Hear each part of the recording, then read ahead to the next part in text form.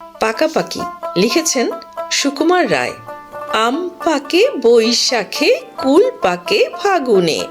কাঁচা ইট পাকা হয় পোড়ালে তা আগুনে, রোদে জলে টিকে রং পাকা কই তাহারে, ফলারটি পাকা হয় লুচি দধি আহারে, হাত পাকে লিখে লিখে চুল পাকে বয়সে, জ্যাঠামিতে পাকা ছেলে বেশি কথা কয় সে, লোকে কয় কাঁঠাল সে পাকে নাকি কিলিয়ে,